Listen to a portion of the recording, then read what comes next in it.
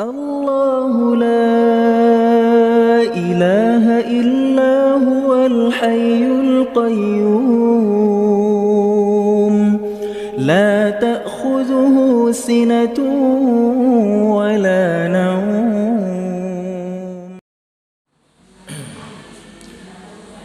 بسم الله الرحمن الرحيم.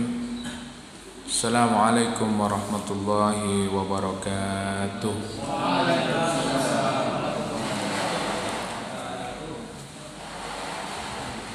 Alhamdulillah, wassalatu wassalamu ala rasulillah wa ala alihi wa ashabihi wa mawalah.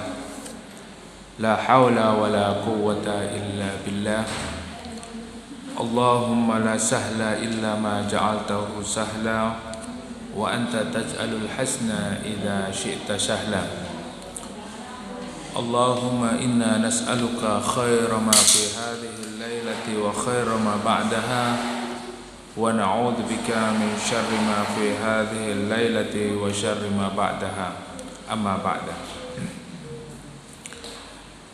Jamaah Masjid Zikrullah yang dimuliakan Allah, Bapak, Ibu, saudara-saudari sekalian, alhamdulillah kita bersyukur kepada Allah pada malam hari ini kita diperkenankan oleh Allah Subhanahu wa taala untuk melaksanakan satu rutinitas sekaligus menjadi kewajiban kita sebagai seorang muslim, sebagai seorang mukmin, yaitu memiliki satu kewajiban untuk senantiasa thalabul ilmi, senantiasa menuntut ilmu, terutama ilmu din.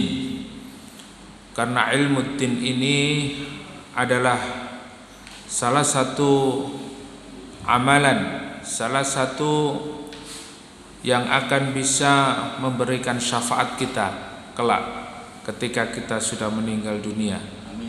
Di antaranya adalah fahmuddin, pemahaman agama yang baik, yaitu ilmu yang bermanfaat.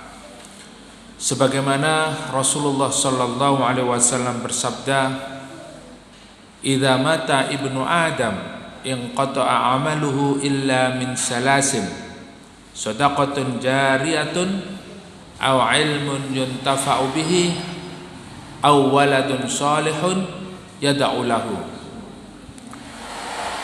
Apabila anak Adam atau manusia meninggal dunia, maka semua amalnya terputus kecuali 3 perkara.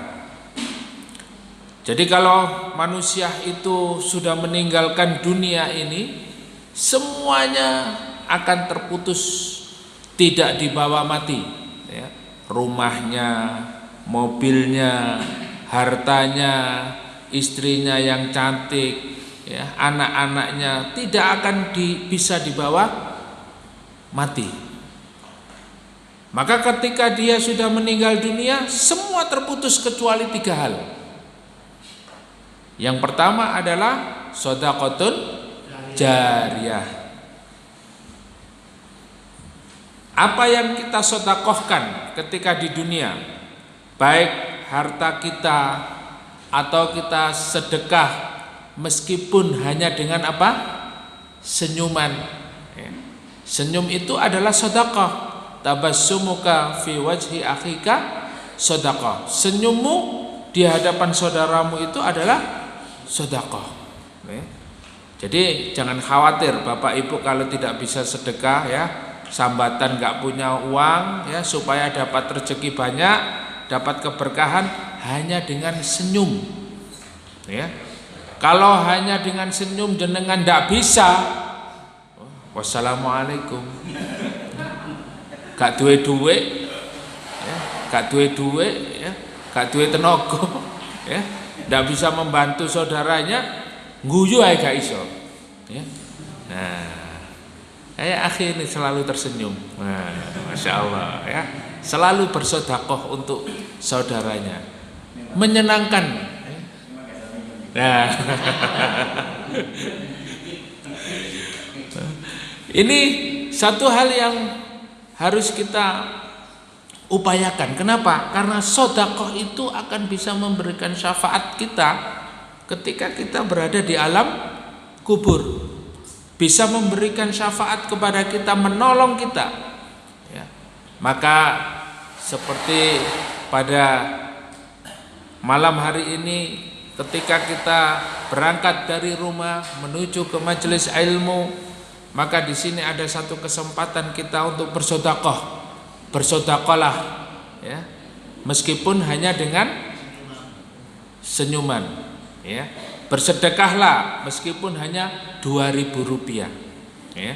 Bersedekahlah meskipun hanya 10.000. Kenapa? Sedekah kita yang ikhlas karena Allah ini akan bisa menjadikan syafaat kelak ketika kita sudah meninggal dunia. Jadi bukan harta kita, bukan, ya, apa yang kita usahakan hari ini, ya, materi yang kita inginkan, berapapun banyak kita memiliki dunia ini akan kita tinggalkan semuanya. Kemudian yang kedua adalah al-ilmu, yaitu ilmun yantafi'u bihi, ilmu yang bermanfaat yang akan bisa memberikan syafaat kepada pemiliknya. Jadi jangan diremehkan Bapak Ibu ketika hadir di majelis ilmu ini, ya. Misalnya kok yang ngisi itu aja, ustadznya ya itu, ya. Kajiannya ya itu aja, yang disampaikan ya itu aja. Nah, kayaknya nggak menarik ini. Ini satu hal yang mungkin biasa diremehkan oleh orang. Tetapi ketika kita niatkan belajar, ya, di dalamnya kita bersama para tulab, para pencari ilmu, para penuntut ilmu, bersama para ustadz, apa yang kita dapatkan di majelis ilmu ini akan bermanfaat bagi kita dan bisa memberikan syafaat, ya. Ketika di alam kubur, ya, ketika kita ditanya oleh Allah 3 pertanyaan penting yang harus bisa kita jawab. Kalau kita tidak bisa menjawabnya, maka pasti kita akan mendapatkan siksa. Ketika kita belajar, kita akan paham. Ketika ditanya oleh Allah, man rabbuka, siapa Tuhanmu? Rabbunallah alladzi khalaqas samawati wal ard. Tuhanku adalah Allah yang menciptakan langit dan bumi, ya, yang menghidupkan dan mematikan, yang memberi makan dan minum, yang memberikan kesehatan dan juga yang, ya, memberi sakit dan obatnya. Kita bisa menjawab lancar, ya, sebagaimana ujian itu, ya, lancar. Tapi kalau kita tidak bisa, nggak pernah tolabul ilmi, nggak pernah ngaji, ya, kita itu setiap hari aktivitasnya nongkrong, ya, nongkrong di warung, kemudian, ya, memanfaatkan wifi, kemudian cangkruan, ya, bahasanya, ya. Kita tidak mengenal Allah Subhanahu wa Ta'ala, ya. Tidak lama Pak, itu langsung dihajar sama malaikat. Ya, inilah manfaatnya ilmu yang bermanfaat itu, ya. Yaitu apa? Akan menjadikan diri kita, akan menyelamatkan kita dari azab kubur, dari siksa azab kubur dan azab api neraka. Kemudian pertanyaan yang kedua, man nabiyuka, siapa nabimu? Kenal nggak kita dengan nabi kita? Kenal nggak kita dengan beliau? Ya, jangan-jangan kita tidak mengenalnya. Maka ada pepatah, tak kenal maka tak sayang. Bagaimana kita mencintai Rasulullah, bagaimana kita menyayangi Rasulullah, menyayangi keluarganya, sementara kita tidak paham. Nah, dengan thalabul ilmi, menuntut ilmu, kita akan mendapatkan ilmu yang bermanfaat, yang akan bisa memberikan syafaat kita. Kenapa? Ketika kita ditanya, man nabiyuka, siapa nabimu? Kita dengan jelas bisa menjawabnya. Siapa nabimu? Ya, Muhammad sallallahu alaihi wasallam. Tegas. Ya. Lah kalau misalnya kita tidak bisa jawab, ya, tadi kita jawabnya salah. Siapa Tuhanmu? Jawabnya salah. Kalau kita tidak pernah thalabul ilmi, tidak pernah menuntut ilmu, tidak pernah tahu ilmu din, kita pun tidak mengenal Rasulullah, tidak mengenal Nabi kita, ketika ditanya man nabiyuka, Nabi Ma'ruf Amin, misalnya begitu ya, Ma'ruf Amin, nabiku adalah, dia pikir bahwa pemimpinnya di dunia itu adalah menjadi syafaat baginya. Inilah ketika kita tidak paham tentang ilmu din, ini akan menjadi apa? Madharat besar bagi kehidupan kita ketika kita meninggal dunia. Oleh karena itu, ilmu yang bermanfaat ini adalah salah satu amalan yang bisa kita bawa kelak ketika kita di alam kubur. Banyak orang sekarang itu tidak paham siapa Allah, siapa Rasulnya, dan yang ketiga pertanyaannya adalah madinuka, yaitu apa? Agamamu. Agamanya saja tidak paham, ya. Agamanya sekarang apa? Dia tidak paham. Saya tidak beragama. Di dunia saja dia tidak paham Islam.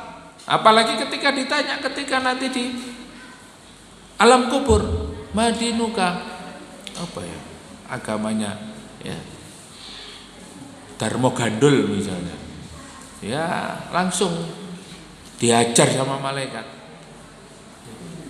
Padahal KTP-nya Islam, tapi dia tidak paham agamanya, tidak bisa menjawab. Nah, disinilah Bapak Ibu, ya, saudara-saudara sekalian, pentingnya kita thalabul ilmi, pentingnya ilmu yang bermanfaat, pentingnya ilmu agama bagi kita, yaitu akan bisa memberikan syafaat. Maka yang ketiga, amalan yang akan bisa memberikan syafaat ketika meninggal dunia, ya, yaitu apa? Waladun soleh, anak yang soleh, yang mendoakan kedua orang tuanya. Nah, inilah kita tentu memiliki orang tua. Maka hari ini orang tua kita ada yang masih diberikan oleh Allah umur yang panjang, ada juga di antara kita yang memiliki orang tua yang sudah dipanggil terlebih dahulu menghadap Allah, meninggal dunia. Oleh karena itu, orang tua kita tidak mengharapkan apapun dari kita kecuali apa? Doa anak yang soleh, ya. Doa-doa kita, kemudian apa yang kita miliki kita peruntukkan untuk orang tua kita. Nah, inilah apa yang kita bisa, ya, upayakan ketika kita masih diberikan kesehatan oleh Allah, waktu, kesempatan, tenaga, mari kita gunakan untuk thalabul ilmi. Mudah-mudahan pada malam hari ini kita tetap bisa bersabar, terus mengikuti kajian-kajian di mana saja dan kapan saja, ya. Kemudian mudah-mudahan kita tetap istiqomah, dan mudah-mudahan Allah Subhanahu wa taala mewafatkan kita dalam keadaan husnul khatimah. Amin. Selanjutnya kita akan melanjutkan kembali kajian tafsir, yaitu sampai pada ayat yang ke 118 dan 119. Di dalam ayat ini Allah Subhanahu wa taala berfirman, A'udzu billahi minasy syaithanir rajim. وقال الذين لا يعلمون لولا يكلمنا الله أو تأتينا آية كذلك قال الذين من قبلهم مثل قولهم تشابهت قلوبهم قد بينا الآيات لقوم يوقنون إنا أرسلناك بالحق بشيرا ونذيرا ولا تسأل عن أصحاب الجحيم. Kita kaji dua ayat malam hari ini, yaitu ayat 118, wa qala alladziina la ya'lamuna, dan berkatalah orang-orang yang tidak mengetahui, ya, laula yukallimunallahu aw ta'tina ayah. Jadi orang-orang yang tidak memahami, tidak mengetahui tentang agama ini, mereka ketika datang seorang rasul, ketika datang orang yang menyeru kepada kebenaran, ya, maka mereka mengatakan laula yukallimunallahu aw ta'tina ayah, ya, seandainya kalau kamu benar ya Muhammad, ya, mereka orang-orang kafir ini berkata, kalau seandainya Islam ini benar, kalau seandainya kamu itu benar, coba sih bisa enggak kita langsung ngomong sama Allah, ya? Bisa enggak kita langsung ngomong sama Tuhanmu, ya? Jadi mereka memang pada dasarnya tidak percaya kepada Allah. Pada dasarnya mereka tidak percaya kepada hal-hal yang gaib.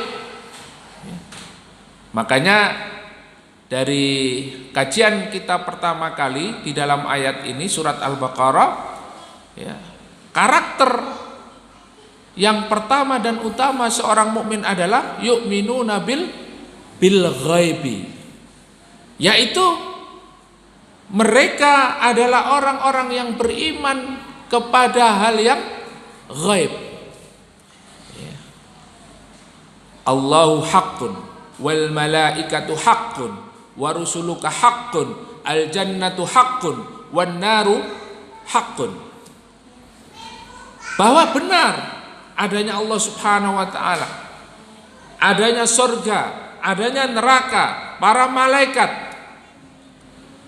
Nah, kalau kita tidak mengakui, tidak mengetahui, ya, maka kita mempercayainya.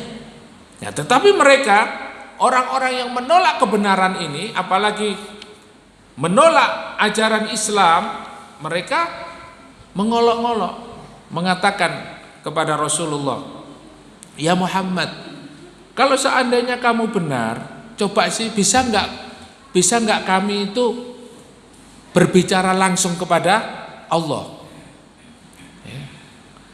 Ini sebagaimana yang dikatakan oleh orang-orang Yahudi, ya, kepada Nabi Musa, ya, di dalam ayat, ya, masih surat Al-Baqarah ayat 55 kalau tidak salah, ya. Coba kita kembali ke belakang sedikit. Orang-orang Yahudi itu juga sama mengatakan kepada Nabi Musa.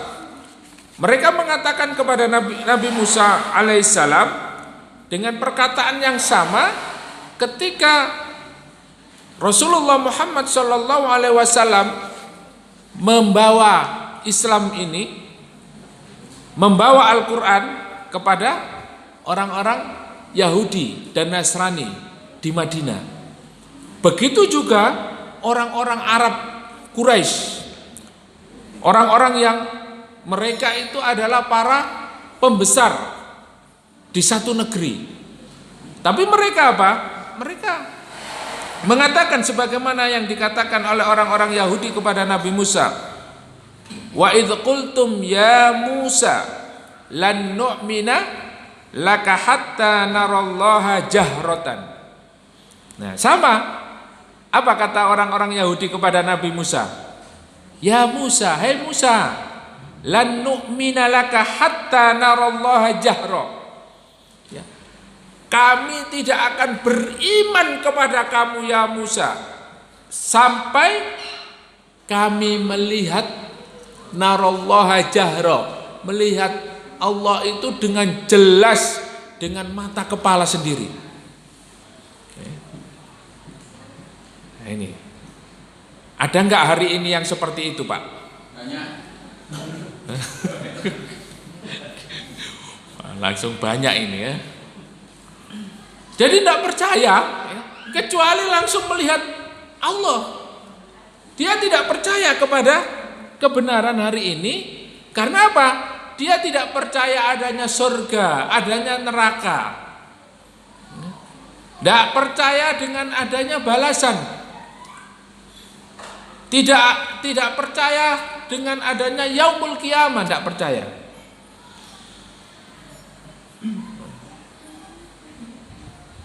Begitulah di ayat ini dikatakan bahwasanya orang-orang yang tidak mengetahui mereka berkata laula yukallimunallahu au ta'tina ayah. Bisa enggak Muhammad kami itu berbicara langsung kepada Allah? Au ta'tina ayah, atau kamu datangkan tanda-tanda bahwa kamu benar. Nah, menantang. Mereka tidak percaya sebelum betul-betul ada petunjuk atau ada mukjizat. Jadi percaya kalau sudah ada tsunami, ya. Percaya kalau sudah ada gempa bumi, percaya kalau sudah ada gunung meletus, percaya kalau langit ini sudah terbelah, baru percaya. Ini seperti orang Yahudi. Kalau hari ini Allah tidak menuruti keinginan manusia sebagaimana Allah menuruti keinginannya orang-orang Yahudi. Ya, disinilah Yahudi itu adalah satu umat yang dimuliakan oleh Allah, tetapi mereka durhaka. Nah, ketika mereka menginginkan melihat Allah secara langsung, fa'akhadathhumus sha'iqah. Kemudian apa? Allah langsung menyambar ya, mereka dengan sha'iqah. Tidak bisa, mereka tidak bisa melihat Allah Subhanahu wa ta'ala. Melihat petir begini saja mereka langsung mati. Jadi mereka itu kepingin melihat Allah, tetapi Allah datangkan petir, ya. Tahu Pak ya petir ya? Kalau hujan deras itu ada petir-petir yang menyambar itu. Nah, mereka lihat petir itu saja langsung mati, Pak. Dan mereka dimatikan oleh Allah selama 40 hari. Terus hidup lagi. Ya, ini sudah kita kaji pada saat itu.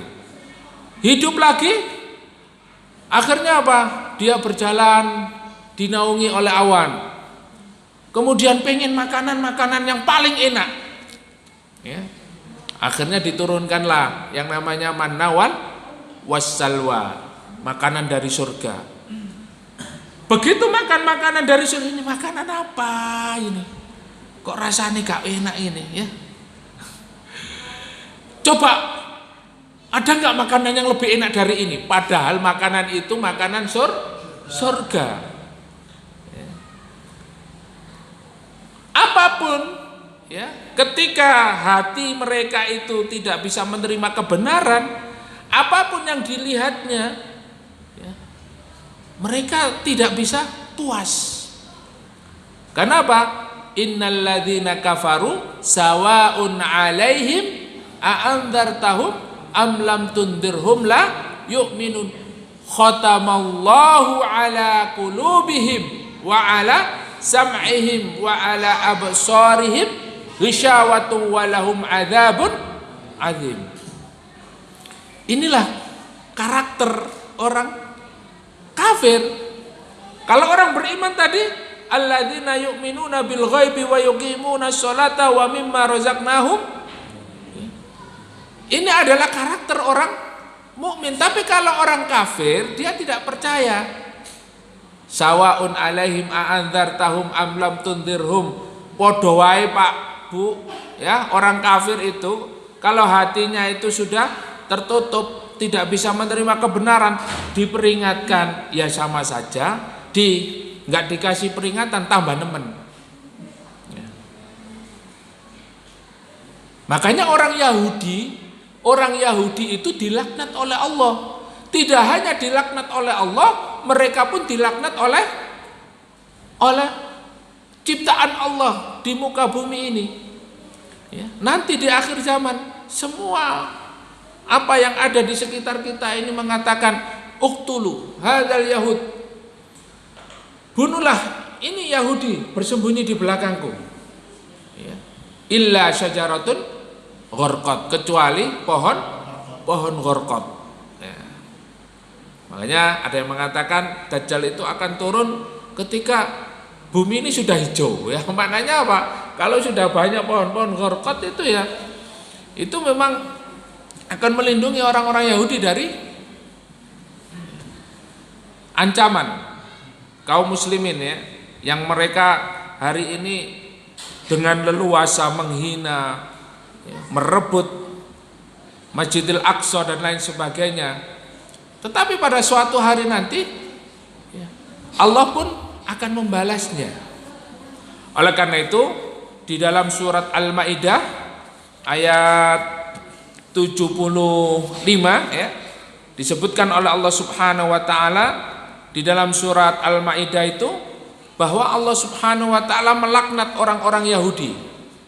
Kenapa mereka dilaknat? Lu'inal ladzina kafaru min bani Israila ala lisani Dawud wa Isa bin Maryam. Ini. Jadi mereka dilaknat oleh Allah Subhanahu wa taala ya, ayat 78. Surat Al-Maidah ayat 78 Allah berfirman, lu'inal ladzina kafaru min bani Israila ala lisani Dawud wa Isa bin Maryam. Dzalika bima asaw wa kanu ya'tadun. Orang-orang Yahudi, orang-orang kafir dari Bani Israel ya, yang tadi itu mereka sampai mengatakan lan nu'mina hatta narallaha jahra. Hai Musa, aku tidak akan beriman kepadamu sampai aku melihat Allah dengan mata kepala. Ya. Ngomong begitu dilihatkan hanya dengan petir saja sudah mati. Nah ini, mereka tidak mampu karena mereka lemah, tetapi sombongnya masya Allah. Makanya mereka pun dilaknat oleh Allah Subhanahu wa taala karena kesombongannya itu. Melalui lisannya siapa? Melalui ala lisani Dawud wa Isa bin Maryam, melalui lisan Nabi Daud dan Isa ibni Maryam. Dzalika bima asaw wa kanu ya'tadun. Disebabkan karena mereka itu bermaksiat kepada Allah wa kanu ya'tadun. Ya. Yaitu mereka orang-orang Yahudi selalu durhaka kepada Allah dan melampaui batas. Ya. Melampaui batas itu yaitu zalim. Zalim itu artinya menempatkan sesuatu tidak pada tempatnya, Pak. Itu zalim. Ya, satu contoh zalim, Pak. Kolan-sua ya atau peci panjenengan ini tempatnya yang pantas dan secara umum ya, etika, akhlak peci itu letaknya di mana, Pak? Di kepala. Tapi orang yang zalim tidak bisa menempatkan sesuatu pada tempatnya. Peci itu dipakai di kaki. Ya. Pecinya dipakai di kaki. Ya. Atau di dengkul sini. Ya, di tali ini. Atau tidak pada tempatnya, itu sesuatu yang zalim. Ya. Pakai celana, ya, celana dipakai baju, baju dipakai celana. Nah, itu zalim.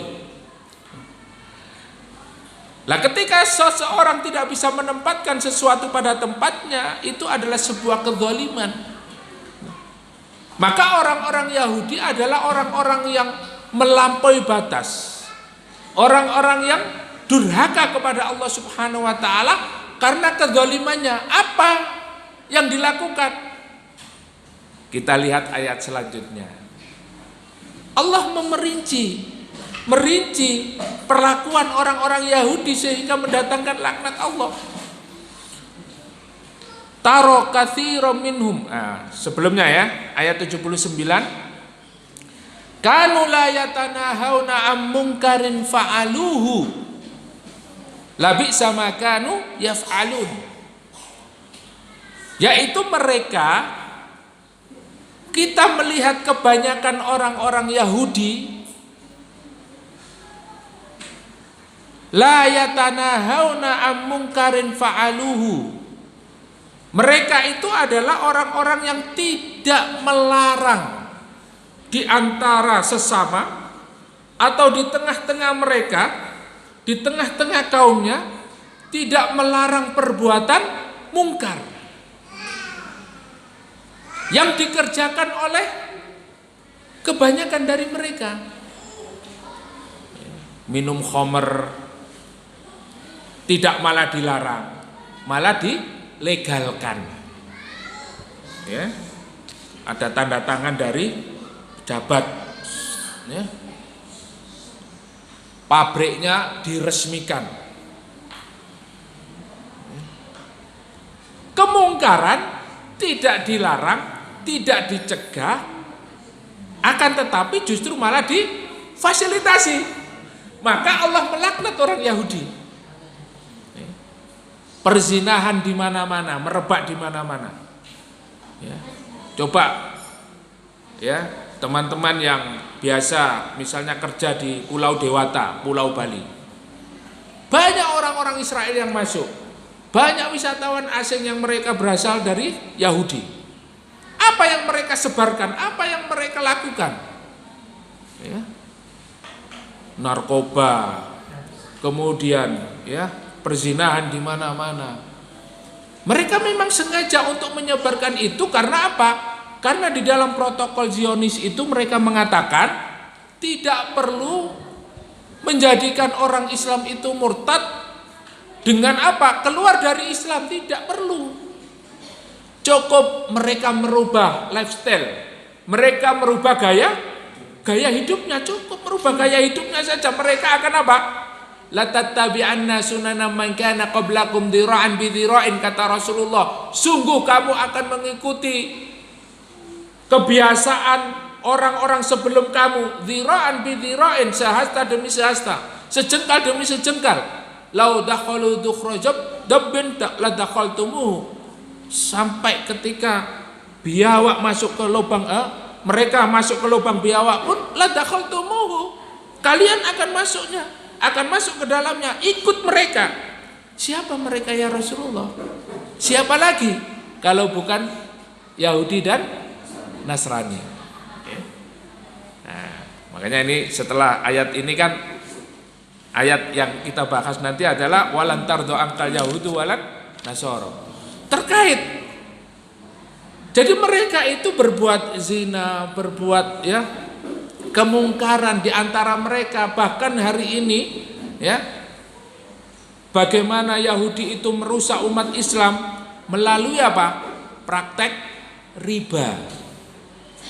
Riba ini adalah salah satu sarana untuk menghancurkan umat Islam, menghancurkan perekonomian umat Islam. Dengan riba ini kita ya tidak berkutik, Pak. Ya. Wong dodol tahu tek diparani, dodol sego goreng parani, ya. utang 500.000 gak apa-apa, bayare sedina 1.000, sedina 2.000. Tapi dadi 1 juta. Wah, ringan ini ya. Sedina 2.000 gampang ya. 2 juta, Pak. Ya. 2 juta baliknya berapa?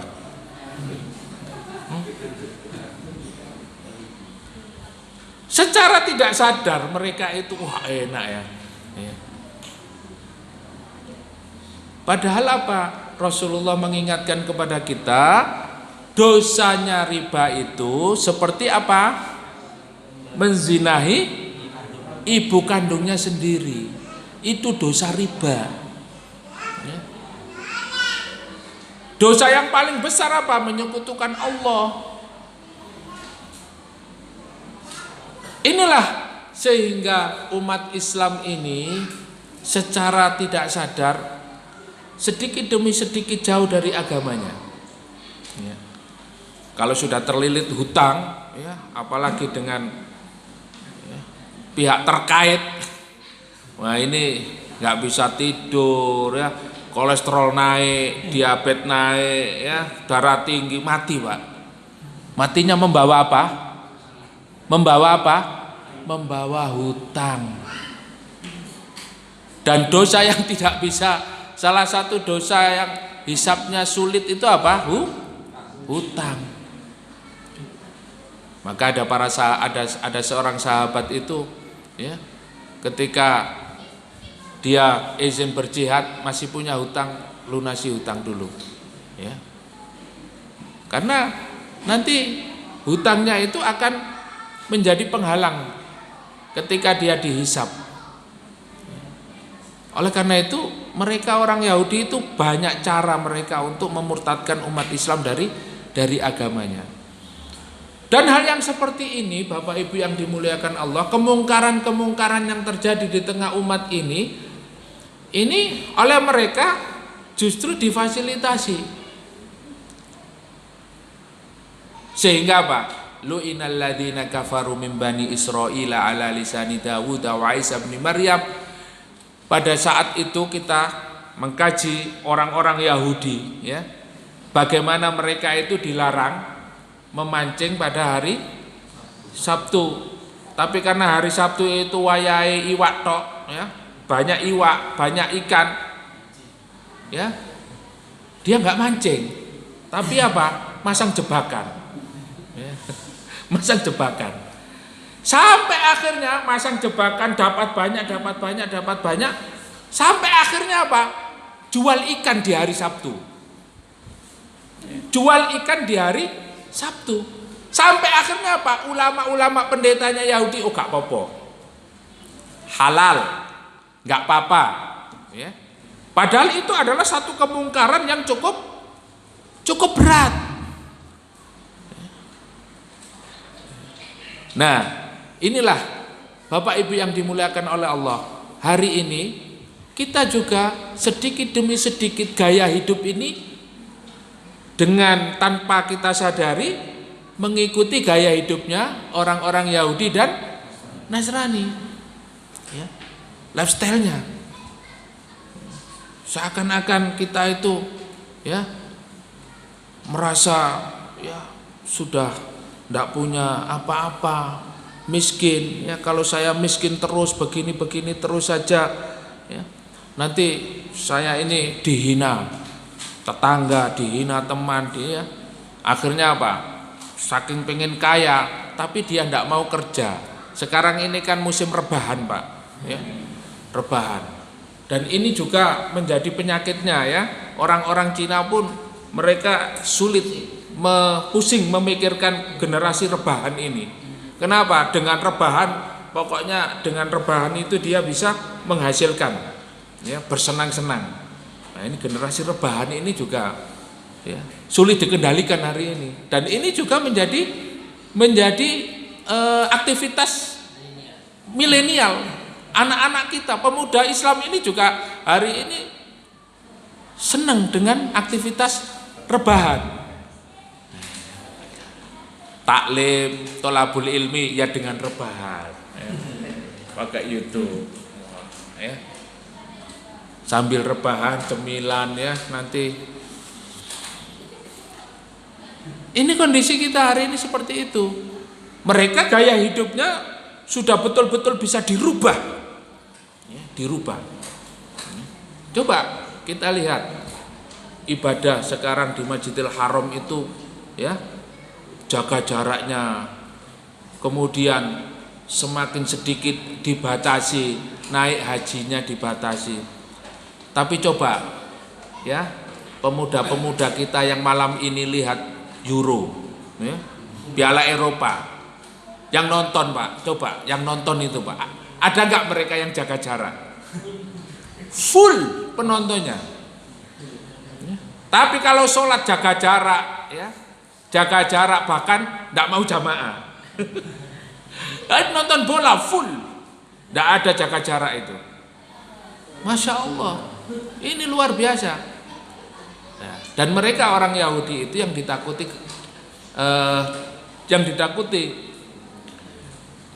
umat Islam ini, ya, mereka adalah takut ketika umat Islam itu pertama, satu, memiliki kepemimpinan yang satu, yaitu khilafah ala minhajin nubuwah.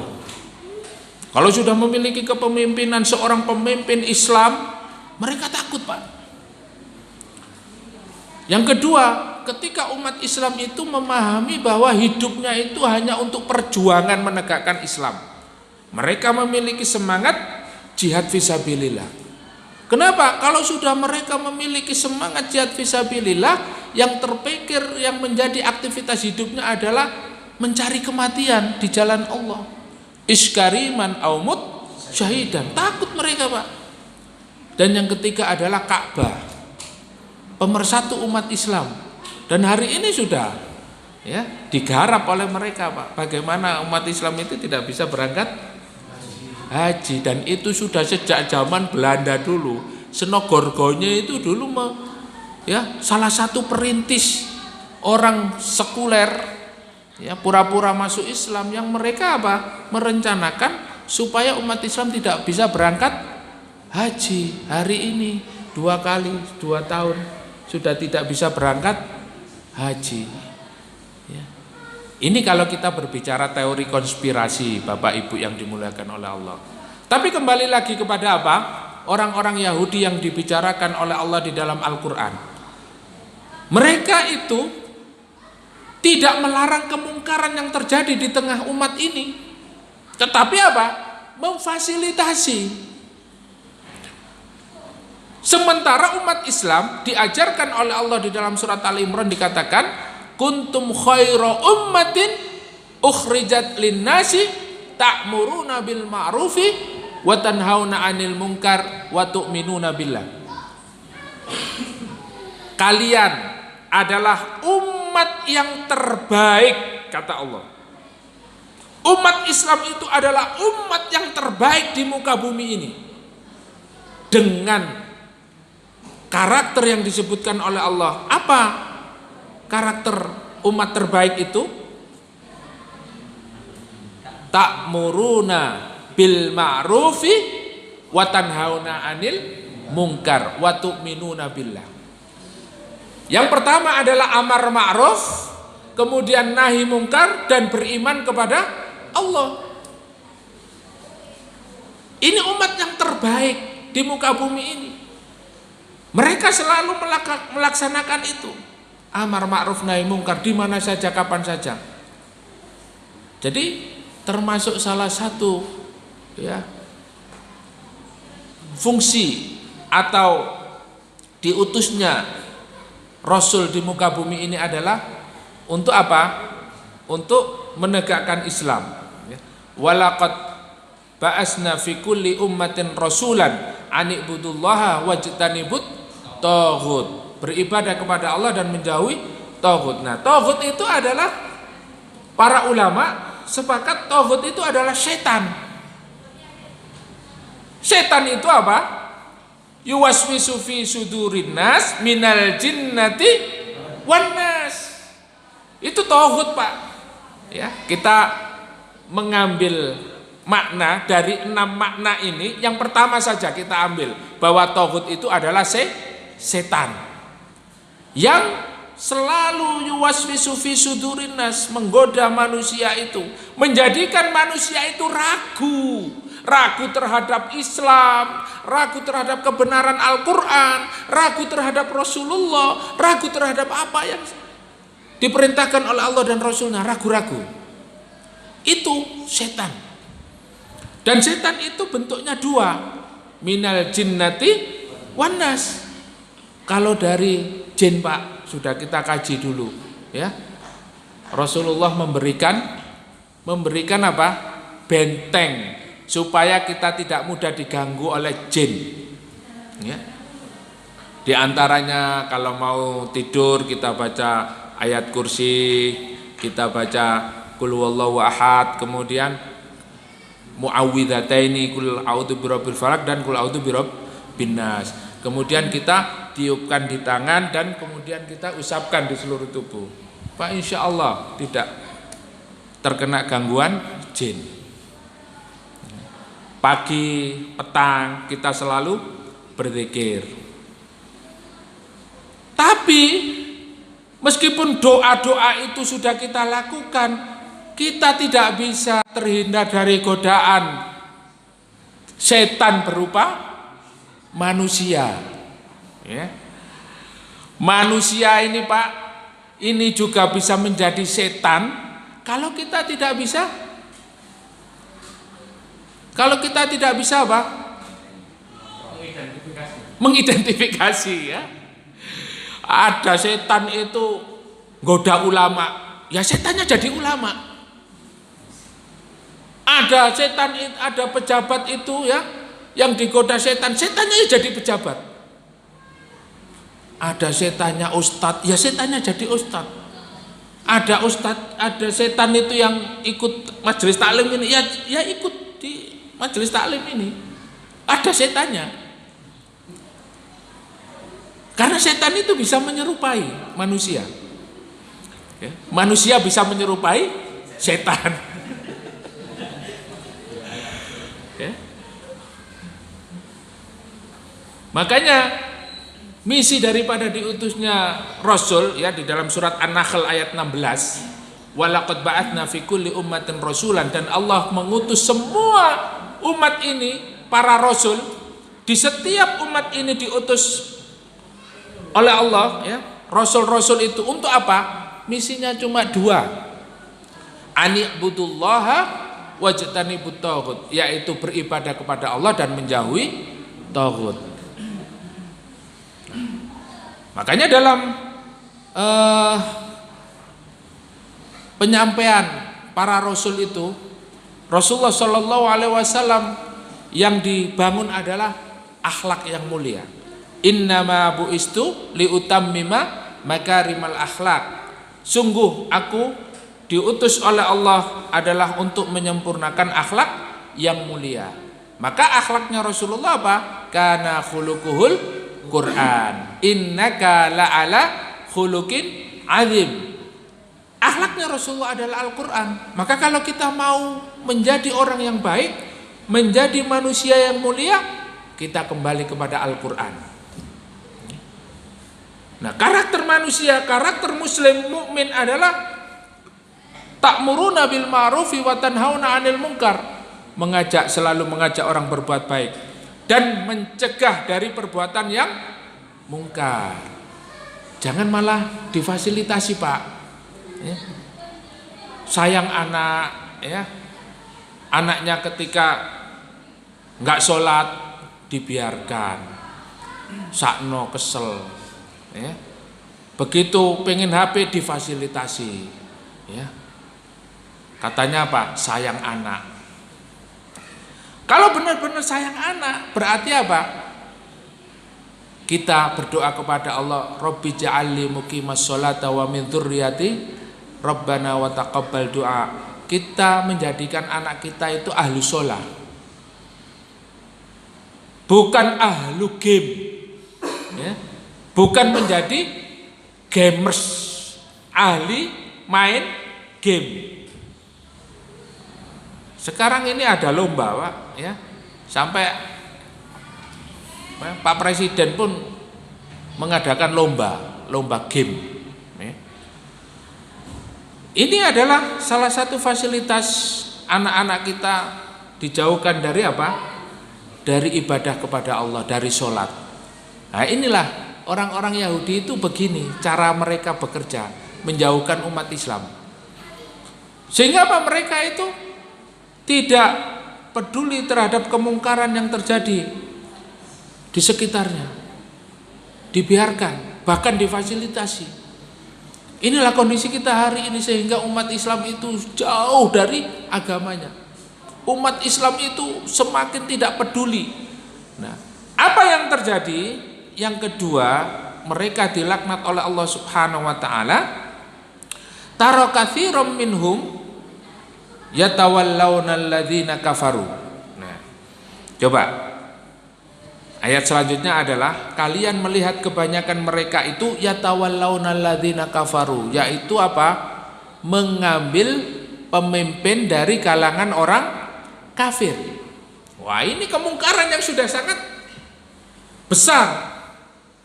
Kenapa? Karena kita ini orang yang beribadah kepada Allah, orang yang mengabdikan diri kepada Allah.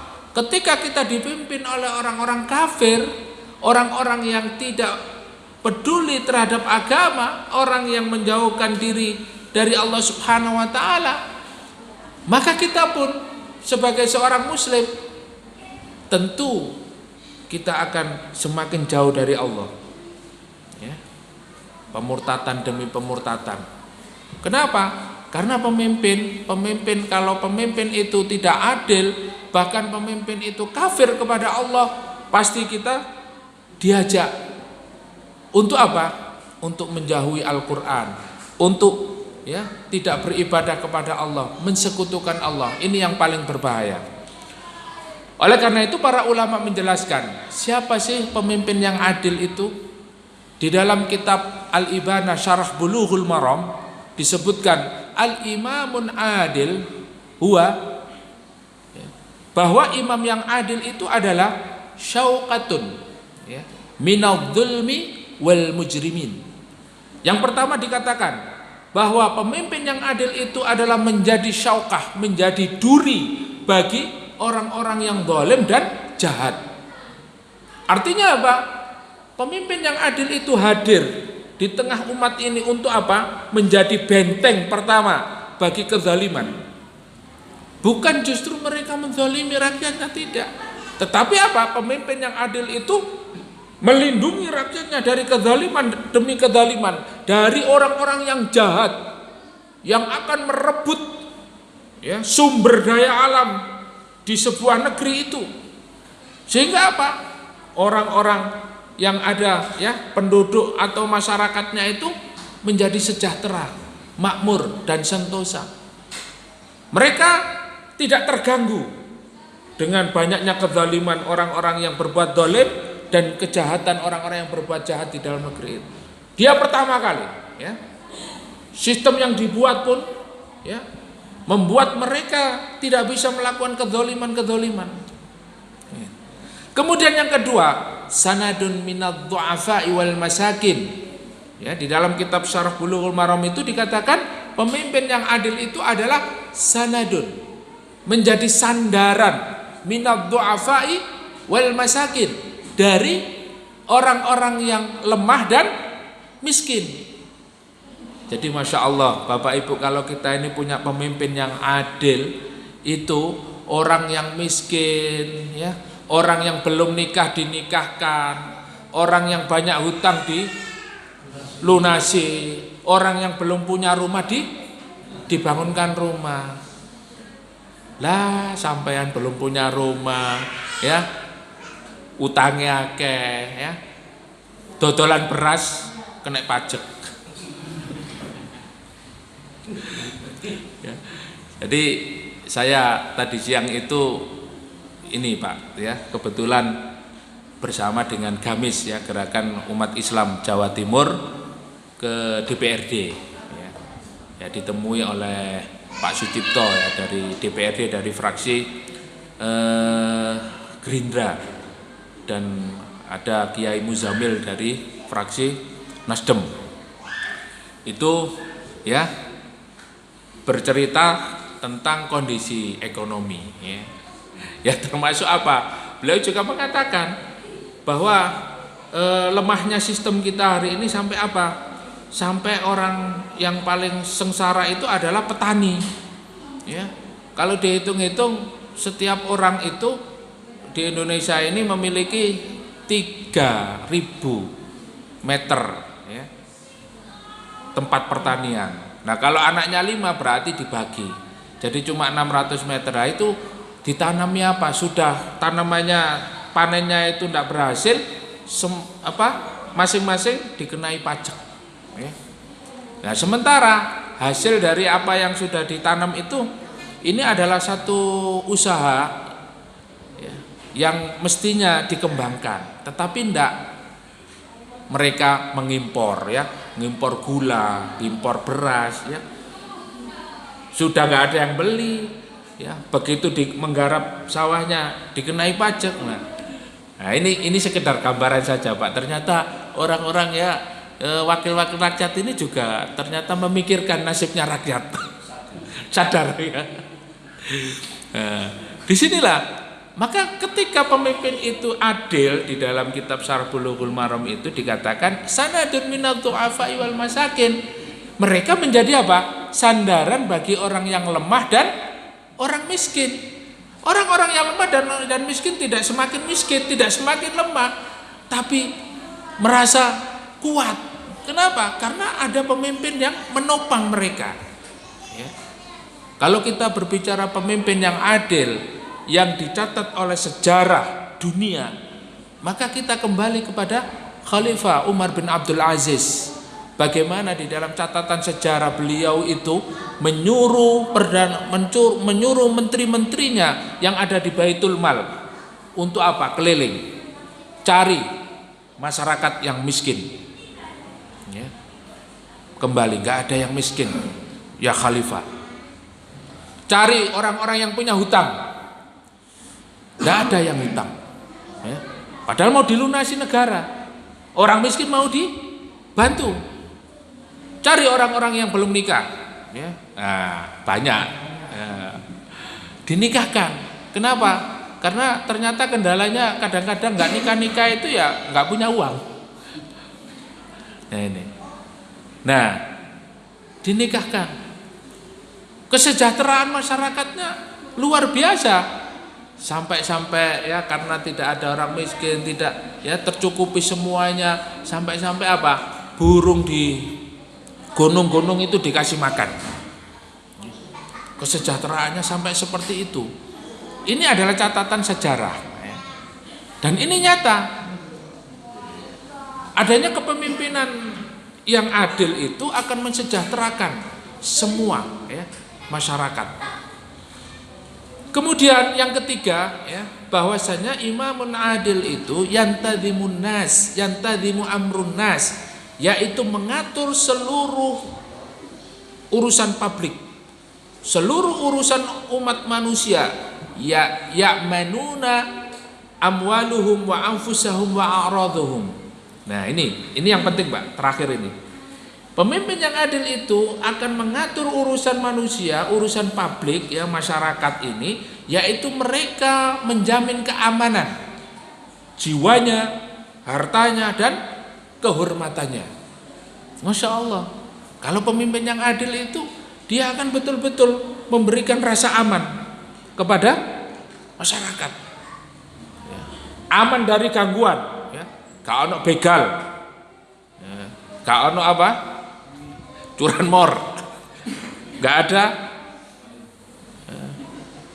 Nah, ini juga menjadi standar ya.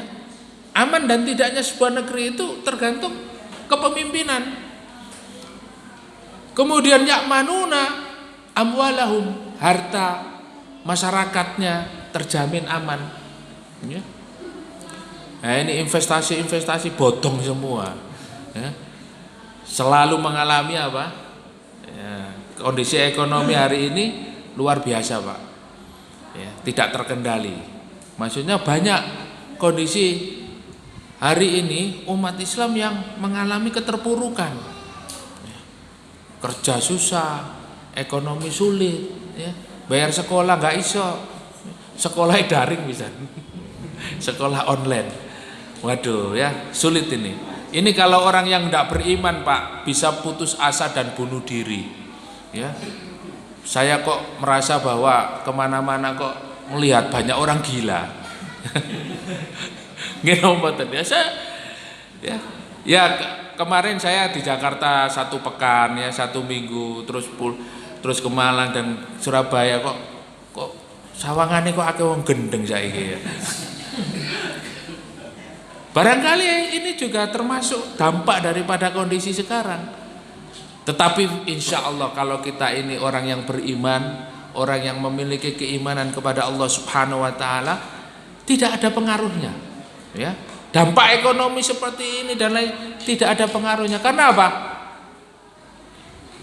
Innallaha ghaniyun wa antumul fuqara. Allah yang maha ghani, Allah lah yang maha kaya, sementara kalian ini, kita adalah orang-orang yang fakir, ya. Artinya apa? Semua kebutuhan itu kalau kita yakin akan dipenuhi oleh Allah Subhanahu wa Ta'ala. Selama kita yakin kepada Allah, bertawakal kepada Allah.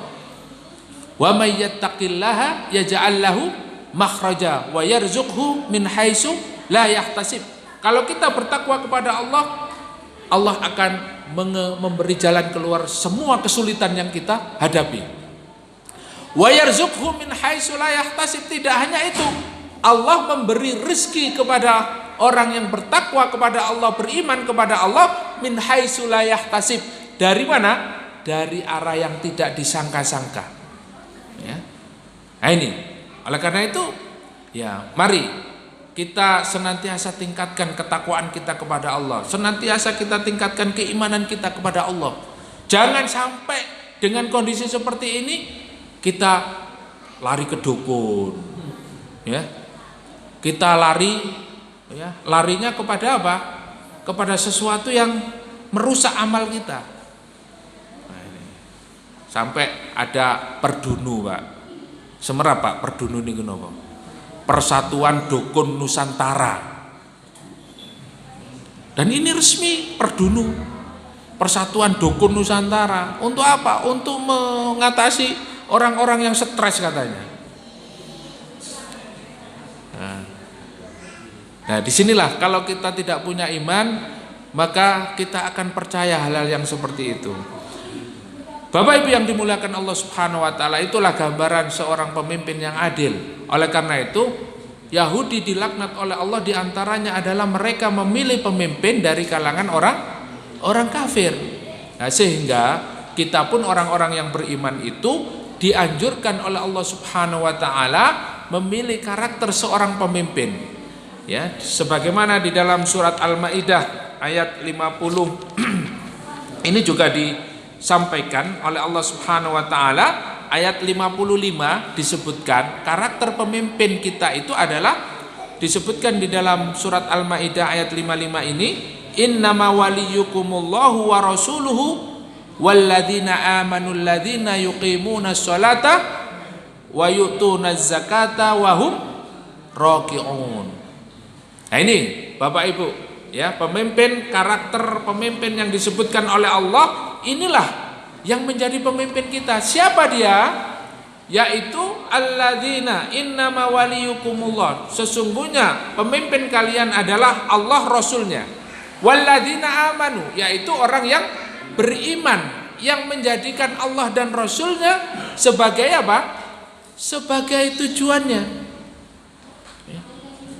Dan alladzina yuqimuna shalah, orang yang beriman, yang menjadikan syariat Allah dan Rasulnya sebagai pedoman hidupnya, kemudian mereka yang melaksanakan, yang menegakkan sholat, itu pemimpin kita.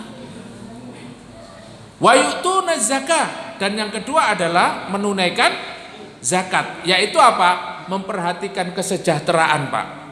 Ya. Zakat itu terkait dengan apa? Kesejahteraan masyarakat, ya diperhatikan betul dari kalangan du'afa wal masakin. Dan yang terakhir ini yang paling penting, wahum raki'un, yaitu seorang pemimpin itu adalah mereka yang tunduk patuh kepada Allah, yang ruku. Ya, ruku itu maknanya apa? Tunduk dan patuh hanya kepada Allah Subhanahu wa taala, menjalankan syariat Allah, syariat Islam. Ya. Kinten-kinten wonten apa mboten, Pak? Ya. Tasik milih, Pak. Tasik milih. Ya, insya Allah ada, insya Allah ada. Nah, sebentar lagi 2024, Pak. Ya, ya. Kalau saya sih memilih Pak Yoyo. Ya, insya Allah, ya, insya Allah. Bapak Ibu yang dimuliakan oleh Allah, itulah kajian kita pada malam hari ini. Saya lanjutkan hingga terakhir ya, bahwa Allah Subhanahu wa taala mengingatkan kepada kita di dalam ayat ini, mereka orang-orang yang tidak menerima kebenaran itu, mereka mengatakan ya bahwasanya ingin beriman kepada ayat-ayat Allah, beriman kepada Rasulullah dengan catatan. Nah ini loh, dengan catatan dapat kekuasaan. Ya. Aku nek misale melok sampean entuk piro. Ini ayat ini begitu, Pak. Sama. Ya. Wa qala alladziina la ya'lamuna laula yukallimuna Allahu aw ta'tina ayah. Ya. Saya mau ikut kamu. Tapi ya, bisa enggak saya itu langsung ngomong sama Allah, langsung bicara sama Allah, atau tunjukkan ya. Sama, aku gelem melok sampean wani piro. Nah, ini kondisi kita seperti ini. Wong kita itu mengikuti kebenaran ini bukan untuk siapa-siapa, tapi kembalinya kepada siapa? Kepada diri kita sendiri. Keselamatan kita di dunia dan di akhirat. Kok malah kita itu mengambil keuntungan? Atau ya inilah karena apa? Karena ada sifat sombong, karena ada kekafiran di dalam diri seseorang itu, atau bainal mu'min wal kafir, yakni munafik, antara orang kafir dan orang beriman adalah orang munafik. Nah, kemudian kadzalika qala alladzina min qablihim mitsla qaulihim, begitulah Bapak Ibu yang dimuliakan Allah, perkataan-perkataan seperti ini itu sudah ada pada zaman dulu. Sudah ada perkataan-perkataan seperti ini itu disampaikan juga kepada umat nabi-nabi terdahulu. Dari zaman siapa? Nabi Nuh alaihissalam yang diutus oleh Allah sebagai rasul, hingga nabi yang terakhir Isa bin Maryam, dan terakhir khatamul anbiya, penutup para nabi, yaitu Muhammad sallallahu alaihi wasallam. Maknanya sampai hari ini dan sampai kiamat. Karena Al-Qur'an ini mukjizat yang tidak pernah ya, yang tidak pernah hilang. Mukjizat ini sampai hari kiamat. Inilah Al-Qur'an, kehebatan Al-Qur'an. Mengatakan, menceritakan kondisi di mana ada orang-orang itu yang berkata seperti perkataannya kaumnya Nabi Musa, lan nu'mina hatta narallaha jahra. Aku tidak akan beriman kepadamu ya Musa sampai aku berbicara melihat Allah dengan mata kepala sendiri. Ya, begitu juga pada zaman Rasulullah. Begitu juga hari ini. Aku nek melok sampean wani piro. Ya. Padahal Islam itu bukan untuk kepentingan kita. Sampean berislam, sampean memahami Islam, sampean masuk ke dalam Islam secara totalitas, kepentingannya untuk siapa? Untuk diri kita sendiri. Tapi kadang-kadang kita itu kalau mau diajak berbuat baik, itu hitung-hitung. Oleh apa aku melok Pak Yoyo iki? Ya, nang Masjid Zikrullah iku oleh apa? Oh, nek malam Jumat iku ono kopi, ya. Gendeng-gendengan, Pak. Endeng-endengan ya. Nek ngomongno Yahudi abot nih. Endeng-endengan ya. Oleh apa? Waduh soro ya. Nek dikongkon berangkat iki dikongkon sangu, infak maneh. Ya, wis bensin ya nang masjid dikongkon infak pisan. Waduh soro iki ya. Nah, milih sing enak ya. Milih yang enak-enak. Nah, inilah Bapak Ibu yang dimuliakan oleh Allah. Terakhir, inna arsalnaka bil haqqi basyira wa nadhira wa la tus'alu an ashabil jahim. Sesungguhnya kami utus ya, inna arsalnaka, kami utus engkau, yaitu bil haqqi basyira wa nadhira, yaitu dengan benar, basyira wa nadhira. Untuk apa? Untuk memberi kabar gembira dan memberi peringatan.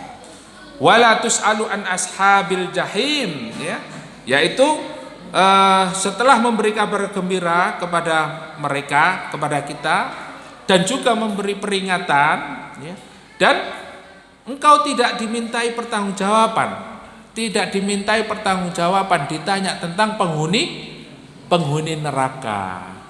Jadi kalau panjenengan hari ini sudah faham tentang ilmunya, sudah faham tentang dinul Islam, agama Islam, kewajibannya adalah berdakwah, mengajak yang lain untuk memahami Islam. Nah, kalaupun mereka tidak mau, tidak apa-apa. Kalau mereka masuk neraka, antum tidak ditanyakan. Ya. Kenapa mereka masuk neraka? Tidak ditanyakan. Nah, kehadiran kita di tengah-tengah umat ini adalah sebagai apa? Basyirau wa nadhira, memberi peringatan dan memberi kabar gembira ya. Nek sampean istiqomah salat 5 waktu ya, itu dijamin oleh Allah akan dihapuskan semua dosa-dosanya. Ibaratnya kamu memiliki rumah di pinggir sungai. Seandainya engkau mandi 5 kali, coba bersih enggak? Pasti bersih. Begitulah sholat dalam sehari 5 kali akan membersihkan apa? Dosa-dosa kita. Dari subuh ke zuhur ini kan kita tidak terlepas melakukan kesalahan. Nah, Allah menghilangkan dosa-dosa kita itu dengan apa? Melaksanakan sholat. Dari zuhur ke asar, dari asar ke maghrib, dari maghrib ke isya, dari isya ke subuh, ada kewajiban kita qiyamul lail ya. Nah, di situ kita diberikan kesempatan oleh Allah untuk meminta ampun dari semua dosa dan kesalahan kita. Masya Allah ya. Nah, ini kita memberi kabar gembira ya, juga memberi peringatan ya. Hati-hati Pak ya kalau memilih pemimpin ya. Nah, ini nanti kita kajiannya lebih detail lagi kalau kita masuk pada ayat 120 dan 121. Insya Allah nanti akan kita kaji ya pada hari berikutnya ya. Insya Allah ayat yang 120 ini akan menggambarkan bagaimana sikap Yahudi itu dan sikap orang Nasrani kepada kaum muslimin. Ya, ini terkait dengan akidah Pak ya, akidah. Nah, ini sudah pertarungan antar akidah ya. Wah, jangan keras-keras Ustadz ya. Kita ini harus toleran, kita ini orang Islam harus lemah lembut, harus damai. Please damai ya. Ya. Ya itu karepmu ya. Tapi kan